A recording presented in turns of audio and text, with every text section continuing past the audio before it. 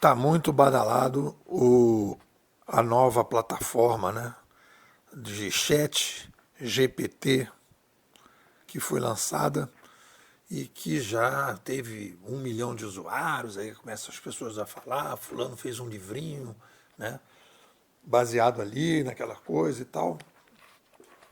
E, e as pessoas começam a dizer o que está acontecendo, muita mudança, aquela coisa, nervosismo. Então eu, nesse artigo, eu faço uma separação que eu já vinha falando, eu já disse várias vezes aqui, que uma coisa é você falar e outra coisa é você escrever.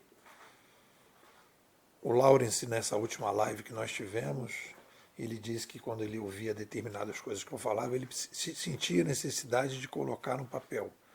Escrever organiza a maneira que a gente pensa, né? Então eu, nesse artigo, faço aqui um mapa mental em que eu divido o que nós estamos tendo de realmente grandes novidades que a espécie nunca experimentou, e o que é que nós estamos tendo que aumentar coisas que nós já fazíamos, que não são novidades. É assim, melhorias que a gente já estava acostumado e que a gente está aumentando, exponenciando, digamos assim, né, ou exponencializando coisas que a gente já fazia. Fiz uma separação. Então, o que nós estamos fazendo que a gente tem um aumento exponencial de características que já existiam no Sapiens 2.0? Quais são as taxas que nós estamos aumentando como demanda para o Sapiens 2.0? Vamos lá. Aumento da autonomia, nós precisamos ter mais capacidade de pensar por conta própria, de aprender por conta própria, né? O autodesenvolvimento, criatividade, competitividade, a gente está competindo com cada vez mais gente, inovação, aumento da taxa de inovação, nossa capacidade de o tempo todo estar reaprendendo, cooperação, porque a gente quebrou as barreiras de tempo e lugar, então a gente aumenta a possibilidade de cooperar, adaptabilidade, né? A gente precisa se adaptar o tempo todo, podemos dizer que inovação, de adaptabilidade, originalidade, porque se você vai competir, você precisa mostrar um diferencial, diversidade, você tem que lidar com cada vez mais diversidade, é diferente do que a gente, por exemplo, a gente tem, eu quando nasci tinha 4, 5 canais de televisão, eu quando era moleque tinha 5 canais de televisão, hoje você tem, aí a gente se assustou com a TV a cabo, né, em que você saiu dos 5, dos 10 ou dos 13 ou dos 15 para 500 ou 300. Aí você hoje tem YouTube, você tem TikTok, você tem Netflix, você tem Amazon Prime, HBO, a quantidade gigantesca que a gente tem hoje de conteúdo disponível, né? E a diversidade. Então você vai, coisas que você gosta de curtir, aí você vai entrando e você vai tendo, você está tendo conteúdo. Gosta de passarinho, tem passarinho. Gosta de inseto, tem inseto. Gosta de cerâmica, tem cerâmica. Né? Nós aumentamos a globalização. Então a gente tem hoje um aumento da taxa de globalização.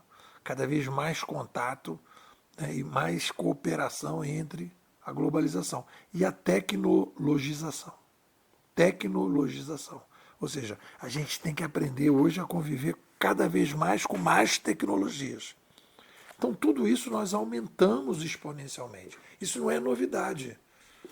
Nossos avós tiveram que viver com tudo isso. Né? Tinha lá sua taxa de autonomia, de criatividade, de originalização. Então, é mais ou menos. Então, nós não estamos. Isso não é novidade. Isso é apenas assim, é mais do mesmo. Ah, não, a gente nunca foi inovador? Não é verdade. A gente nunca precisou se adaptar? Não é verdade. A gente nunca teve que conviver com diversidade, nunca cooperou. Então, tudo isso, nunca, quer dizer, nunca conviveu com tecnologia, tudo isso nossos avós viveram. A gente está tendo um aumento da taxa de tudo isso em função dessa nova civilização. Ok, beleza. E o que é novo, totalmente novo, para o Sapiens 2.0, que nunca aconteceu? E aí sim a gente então entra nas novas possibilidades que já aconteceram.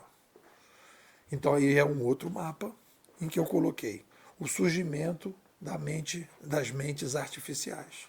Isso nunca tinha, isso não existia antes. Tinha nos Jetsons, né, naquele desenho animado, mas você não tinha como possibilidade. Então hoje você tem essa possibilidade. Então, quando a gente vê aí o ChatGPT, isso é uma coisa que não existia antes, essa possibilidade de que você possa criar uma inteligência artificial, uma mente artificial, né? E aí então você começa a ter que conviver com isso. Isso é uma novidade que os nossos avós, os nossos pais não tiveram. Possibilidade de alterações genéticas. Isso também é uma grande novidade.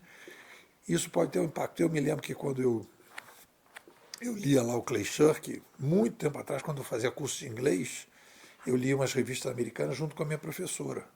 E eu lia sempre os artigos do Clay Shirk. Já gostava dele naquela época, muito tempo atrás. Foi inclusive naquela época lá, acho que foi 2005, né? Aquela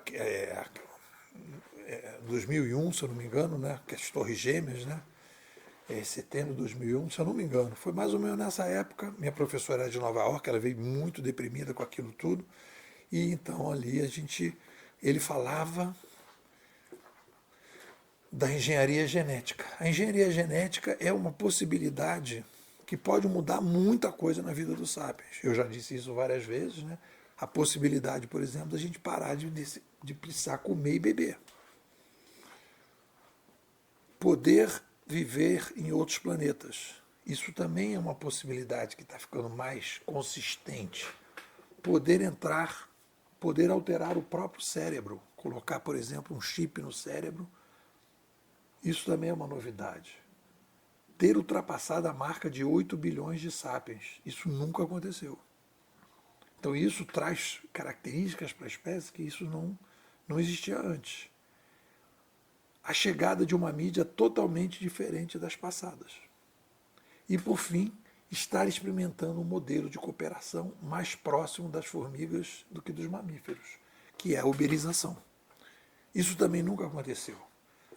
Aquele papo de a maior empresa de mobilidade não tem carro nenhum, isso é curadoria, isso é uma cooperação digital, coisa que nunca tinha acontecido antes. É isso. O que vocês dizem?